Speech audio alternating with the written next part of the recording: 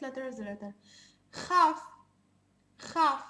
It is sometimes pronounced as cha cha cha, just like the chet, and sometimes pronounced as ka ka ka, just like a C in English. Ka ka ka. For example, katav.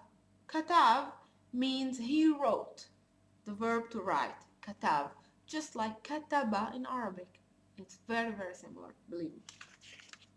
The next letter is the letter lamed. Lamed, just like the L sound, lamed. And one word with the lamed, the word lashon. Lashon. Lashon means tongue. Lisan in Arabic means tongue also, so you see they are really similar. Lashon and lisan. Lisan. Next letter is letter mem. Mem. Just like the meme in Arabic. And one word with mem, mishkafayim. Mishkafayim. Mishkafayim means glasses or sunglasses or normal glasses. Mishkafayim. In Arabic it's different. It's nadharat. So they don't come from the same root. Let's go to my next notebook with letters. The next letter is the noon. Noon.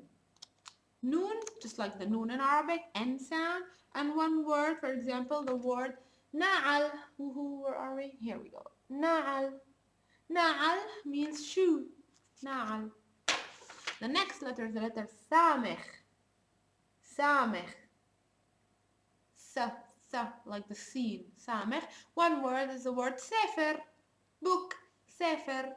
Sefer means book. The next letter is the letter Aayin. Aayin.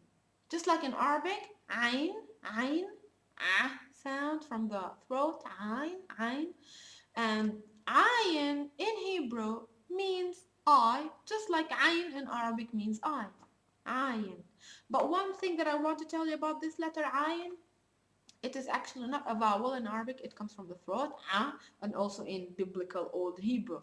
But nowadays, also, according to the modern evolution of the language, many Hebrew speakers today don't pronounce actually the ayin as a glottal sound, but they pronounce it as a vowel, Okay, so if you go to Tel Aviv and you hear somebody speaking about his eye, he wouldn't say ayin, he would say ayin, ayin. So just like an A, ayin.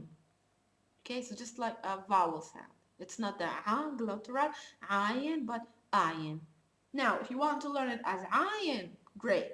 If you want to learn it as a modern Hebrew speakers, great also. So you can choose whatever one you want to pronounce it. It is mostly pronounced by Arabs or Jews that come from Arab countries, ayin. Jews that came from European countries, they would pronounce it ayin, and it's mostly used in Hebrew today. Nowadays in Israel, it's mostly used the modern one, the one that lost the original sound of the letters. Okay, next letter is letter pay. Pay. Pay. So as you see, we have a P sound in Hebrew. In Arabic, we don't have P sound. We have only B, ba, ba, ba.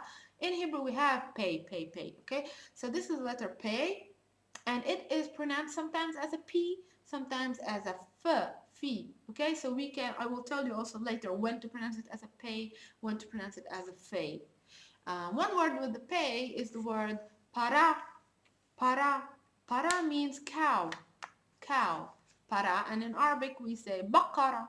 Para and baqara, there is some similarity. The next letter is letter tzadi. Tzadi. Many people say tzadik with the kuf, but it's the name of the letter, so it's not important how you pronounce it. It's important how you pronounce the beginning. Tzadi, so it's a T and S sound. Tzadi. And one word with tzadi is the word tsepor. The word tsepor. Tsepor means a bird. Tsepor. So you have to make a combination between the T sound and the S sound. Tsepor. And also this sound, it doesn't exist in Arabic. We don't have it. Then we have kuf. Kuf, which is equivalent to a K in English. Kuf. kuf. And one word, very important word, is the word kafee. Kafee. Kafee means coffee. The next word, letter, sorry. This letter is a little bit problematic. This is the letter resh. Resh. It is problematic for you Americans because you cannot roll your tongue very quickly. Just like Italians or Arabs. But it's not a big problem anymore. Why? Because in modern Hebrew, as I told you, the one that is spoken in Israel nowadays, they don't roll their tongues anymore. They pronounce the letter ra, which is an R. They pronounce it ra, just like the French R or the German R. So, for example, I'll give you one example. One example is the word Rosh, head, Rosh. No, 99% of people, Hebrew-speaking people in Israel nowadays, they would say Rosh, Rosh sheli, my head, Rosh, and not Rosh. Okay, so only Arab people might pronounce it as Rosh, or Jews that come from Arab countries, they might pronounce it Rosh. But the modern how to say spread way to say the resh, the sound resh, is to say it as resh. French R and or German R. And then we have the letter Sheen. Sheen, just like sh sound. One word is the word sha'on, sha'on, which is clock or watch. Sha'on or hour. Yeah, no, it's not hour. Sha'a means hour, but sha'on, clock or watch. Sha'on. Next letter, which is the last letter in the Hebrew alphabet, it's the letter tav. Tav. And it's a T sound. And one word with a tav might be the word te. Te. Te means tea. Okay? Let me go back to the Hebrew alphabet again, quickly. Aleph, Bet, Gimel, Dalet, Hey, Vav, Zayin, Chet, Bet, Yod, Chaf, Lamed, Mem, and then we have second Nun, Samech, Aayin, which is Aayin nowadays, Pei, Tzadi, Kuf, Resh or Resh, Sheen, Tav. Okay, so I hope you liked the lesson of today. Your only homework or your only exercise is to pronounce all the letters or our 22 Hebrew letters, and remember the differences between the biblical Hebrew letter and the nowadays spoken letter, which was in the Aayin pronounced as Aayin, in the Het pronounced as Chet, and in the Resh pronounced as Resh. Okay. Choose which one you would like to learn, pronounce the letters again, and also see the similarities between the words that I taught you, the Hebrew words, the similarities between them and the Arab words, and you will see a lot of similarities.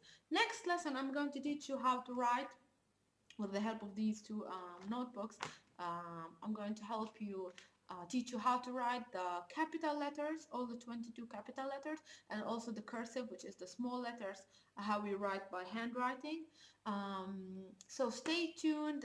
Next time I'm going also to teach you how to begin saying hello, greetings in Hebrew, similarities between Arabic and Hebrew. So I hope you will follow these lessons. I hope I answered some of your questions, and I hope you are happy that I decided to teach you Hebrew after you asked me to do. So thanks for watching, and lehitraot, which is bye-bye in Hebrew. Bye.